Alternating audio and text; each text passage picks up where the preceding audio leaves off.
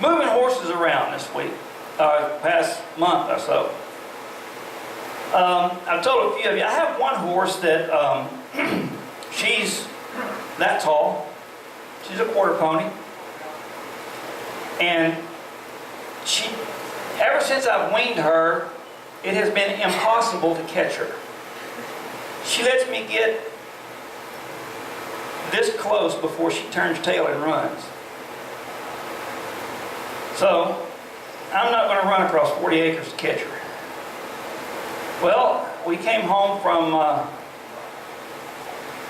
the little shindig we had there, and I opened my trailer to unload horses, turned around, she jumps up, this is from the parade, I'm sorry, and I turned around and she had jumped up in the trailer. Gate that rascal. Put a halter on her in the trailer, let her out, and I put her in a little paddock. I thought, well, she'll be all right. I'll catch her in this. Yeah. So you get up about this close to her, and she runs the other side. You get up real close to her, and I'm walking. I'm trying not to get her agitated. So I get up and I get her in a corner. I thought, oh yeah, I got her now. Oh, no, don't go that way. No, you can't go that way. No, can't go that way. I'm easing up on her. That rascal walks toward me a couple of steps, turns around, and jumps that fence like a deer. I said, I guess she's going on the market as a hunter-jumper prospect. So, finally caught her because I had my stallion in the next pen. He kind of corralled her up, because that's what guys do, you know, corral her. I put a lead rope on her, brought her back over. I put about 20 feet of rope for her to drag. Now I can catch her, because he turns around and just step on the rope and walk up it like a tightrope. But it got me to thinking about our fences. You know, I need some, you know, high fences that keep the deer in. I guess I'm going to start putting some of those up. But I am negligent in my fencing. I can tell you this. I've got in our 40-acre pasture, I've got an 80-year-old fence. Most of it is 80 years old. It's got very short pieces that's like brand new where I've spliced it. Because of all the cowboy jobs in the world, fencing is my least favorite. Especially when you go out there and you look at it, you got to cut these big hackberry trees out of the fence row, you know, drag them off and stuff. I balk at that. But that's all right. I thought about our fences. How our fences actually hold the horses in. They don't usually jump them unless I corner them, I guess. But if you give them a little bit of space, they're gone. I'm telling you what, they know what a gate is. I was over there repairing a piece of fence. And I told my wife, first of all, I was on blood thinners at the time. And I was messing with barbed wire. And I was thinking, you know, I'm not sure if I'm going to bleed out before I get this fence patched up. But the other thing is, my horses, who usually stay on that side of the pasture, suddenly are right up against me. And you can read their mind going, hey dude, why don't you step over there and get some pliers or something? Come on. You know? And what I had to do is I had to get a bunch of tie rope with me and tie between the posts so they'd think there's a fence there. If I needed to go back and get something, I'd go back and get it and they'd think there's a fence. Because if I gave them even an inch of road, of gate, they're going to zip through that sucker and be out on the highway. So, gates are important. I learned this because I was going to pull my hay rake out of our 9-foot gate and discovered that a 12-foot hay rake doesn't come out of a 9-foot gate. Just for, you know, general knowledge. my neighbor came by and said, "What are you doing?" I said, "I'm using your fence to get my rake out." So what I did was I got it over there and I pulled it up just as far as I can. And everybody knows that a rake is kind of set at an angle. Pull it up till the forward angle is outside the gate. Hooked a come along to it and to his metal fence post. And he said, "What are you doing?" "I'm moving my rake over so I can pull it out." So I had to move it over about 2 feet. And then I pulled it out. And I left it come along just in case it wanted to act crazy. It come along just kind of had to ease it right on over. So I've got to replace gates and make them bigger. And I looked in the Bible about gates. It's been a while that I looked it up, but as best I remember, there are 933 places in the Bible where it talks about a gate or a gateway. Most of the times in the Bible, when they talk about a gate, they're talking about a city gate, which in those days the cities had huge walls. They were, made of stone, and the gates were equally as large, and they were thick. And when the gates were open, people could come in and out. But if someone come up to war against them, they close those gates. And they were impenetrable, supposedly. They were so thick that you had a hard time getting through them. That's why they made those huge, cut the trees down and make battering rams out of them, Get 100 guys on a tree running at you, slam into the door. Nowadays they call those knockers. You ever have those on their door? Has anyone ever used those? You have? But they had the battering rams. They tried to knock the gates in. Because if you try to scale the walls, there's some guy up there with hot oil pouring it on you. Or they're standing there with bow and arrow shooting down at you. It's kind of hard to miss somebody climbing up a ladder. So what they wanted to do was breach the gate so they could go in. In the stories about Greece, everybody hears about the Trojan horse.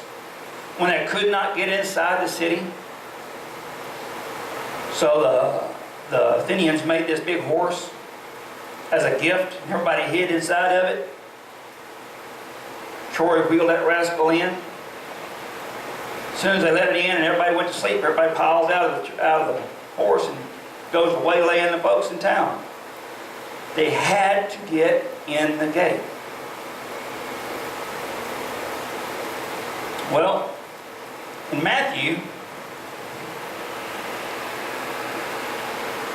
in John, I turned to the first one first, didn't I? In John 10, and I'll start in 11. I started in 7. Started 7. Yep, see if I can get my glasses on.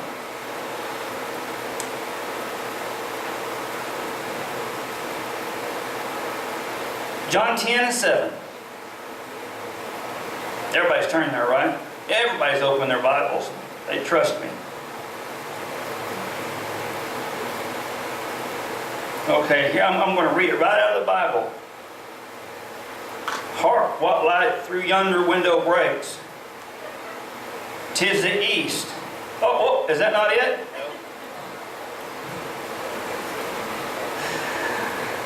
I am the good shepherd. The good shepherd lays... I started in 11, didn't I? In 7, Jesus therefore said, tell you the truth, I am the gate for the sheep. All whoever came before me were thieves and robbers, but the sheep did not listen to them. I am the gate. Whoever enters through me will be saved. He will come in and go out and find pasture. The thief only comes to steal, kill, and destroy. I have come that they may have life and have it to the full. Jesus was talking about getting into the kingdom of heaven. And he said, I am the gate. See, back then, they had a big pasture or a paddock that all the shepherds would bring their sheep in at night. And there was a man that would stand guard. And he would watch them. Well, the next morning, the shepherd would come to the gate, call his sheep. And if you read before that, he talks about the sheep knowing the master's name. Because the man would call his sheep, and his sheep would come to him. Everybody else would stay. And when he'd do that, he would walk away. His sheep would follow him.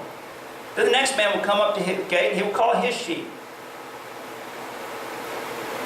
Evidently, their sheep were smarter than the sheep I've dealt with. But it says that the sheep knew the name of their master, knew the voice of their master. Now, to me, and honestly, we have a herd of goats out here, and they're in different pens according to size, pregnancy status, and gender. Okay? And my wife has them divided up in this really cool, organized system. Drives me insane. Chunk them rascals out in the pasture. But that's all right. So, this morning, she was moving. We had a little baby, and we're taking him out every day and put him outside in a small pen with another goat that is just about 4 months old. And we put her out there to teach him how to be a goat because he's being bottle fed. Well, my dog was over by me helping me fill his water bowl, his water trough. He helps me quite often. And he stood there. Kirsten, unbeknownst to us, had walked out and got that 4-month-old goat out of her pen, led her over, and put her in the small pen. Now, the baby hadn't gone out there yet. So she puts her in the small pen and closes the gate. She bleats one time. My dog ups his ears, runs over to the fence, and starts looking and barking. He knew exactly what was going on. Well, pretty much. He knew that that goat was not where that goat was supposed to be. He knows every animal on our pasture by the sound of their voice. And if we move him around, he loses his mind. He's cut from the same cloth as my wife. If something is not in order, he does not like it. Don't know why she married me, but I think God was testing her. But if something is not where it's supposed to be, he knows it. And it drives him crazy. And he has many times saved us because we hear him going nuts out there. And PJ will say, that bark says there's somebody out. And I go out there and sure enough, somebody's out and running around. Most of the time it was one of our mares that is I guess she was born of Houdini's line. She has untied herself, and some of the sailors in here will understand this. She has untied a bowline. She has untied a clove hitch. And I have gone up after PJ has tied her and said, there's no way this girl could untie this one because I'm just have to get my pocket knife out to untie it. But she can untie herself. And I don't know how she did this one. She worked her out to where she unsnapped a lead once. The best horse we've got, okay? Easter, everybody would probably know it. Best horse we've got, but you cannot tie her and walk away. She's getting away from you. And she's not going to go anywhere. She's not going to stray far from home. She's going to untie herself and walk over here just because she wouldn't want to be over there. So, we have to go out there and gather her up. And I've thought about taking and putting a chain, putting a padlock on it, keeping the key in my pocket. I don't think she has a lock picks. But, all this to be said, they're supposed to be where they need to be. And they're not supposed to get out unless I walk up to the gate, open it, and lead them out. Because in Matthew, that's where we're going to Matthew. Matthew 7:13. Christ said, now this is highlighted in red, folks. Christ said, enter through the narrow gate, for wide is the gate, and broad is the road that leads to destruction. And many will enter through it. But small is the gate, and narrow the road that leads to eternal life, and few will find it. Remember I talked about the gate, that my horses know what a gate is. A couple of years ago, we had the big ice storm and big wind and all that stuff, and it knocked a limb out of a tree over our pasture. And we had a place probably, I don't know, 20 feet wide, that it just landed on the fence and took it down. My neighbor calls and says, hey man, your horses are out on my property. So I come over there and I get them and I look, and I just look down the fence line. I don't see where they could have gotten out. This was because it was 30 degrees outside, and you know, I ain't doing no 30 degrees. So I looked down and said, man, I don't see where they could have gotten out. And I thought maybe this one little patch, maybe they kind of like pushed the fence up and walked through, so I bolstered it up. Went back over to the house, and a little bit later he comes by and said, did you get your horses yet? Because they're still on my place. Man. Went out there, and sure enough, I had to walk down the fence line and cross. And, oh, there it is. Big area, and I spliced it back. My horses would have gotten out in his place.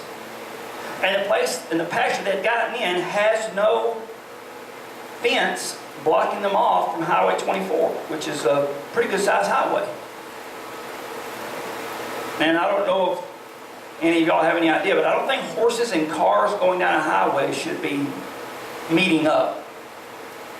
You know, it's probably an unhealthy thing for both. But all of them walked through. Christ said, wide is the gate and broad is the way that leads to destruction. And everybody's going to look for that easy way. See, our gate, our walk-through is a small gate. And me and one horse can walk through it. I have taken 2 horses through it at a time, but they go single file through that rascal. The safest way for them to exit our pasture is on the end of a lead rope with guidance through a small gate. This controls everything so that there's nothing going to hit them. You know, the gate's not going to slam by and hit them in the face, or when they walk through, nothing's going to jump up and get them. I'm making sure that everything is controlled and nothing's going to hurt them. Narrow is the gate. Or small is the gate, narrow is the way, leads to life.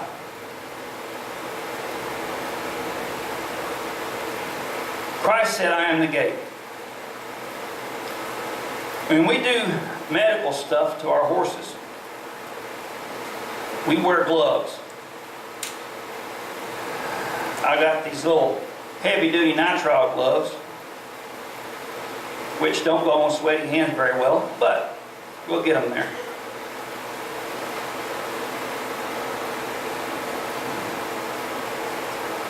Now these gloves are pretty good for just about everything we do.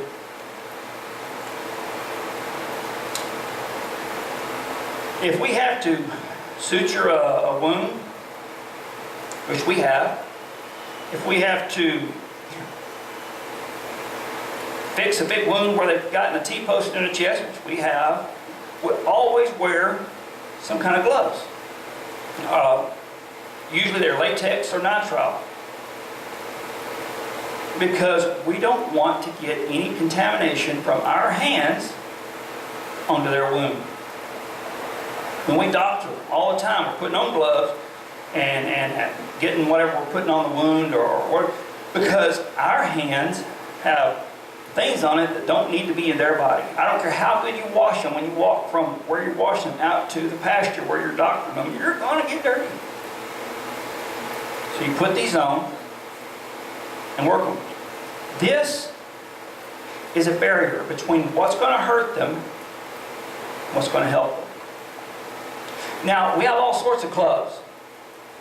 These are not the gloves you use if you're going to preg check them, okay? Those are the gloves that go up to your shoulder. We have some of those. Anybody wants to try their hand at preg checking our horses? Come on out. I'll let you.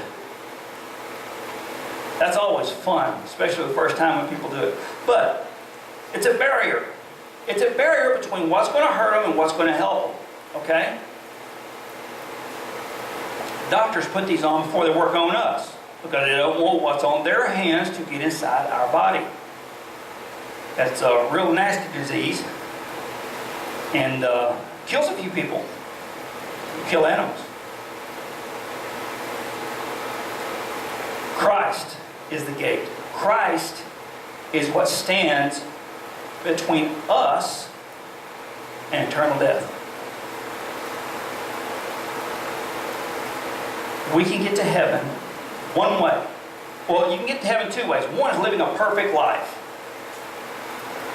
And only one person has ever or will ever do that. And that's Christ himself. The other way is through God's love and grace through the sacrifice of Jesus Christ. Sacrifice of his Son. So Christ is the barrier between Satan and what's going to hurt us and God, which is going to heal us.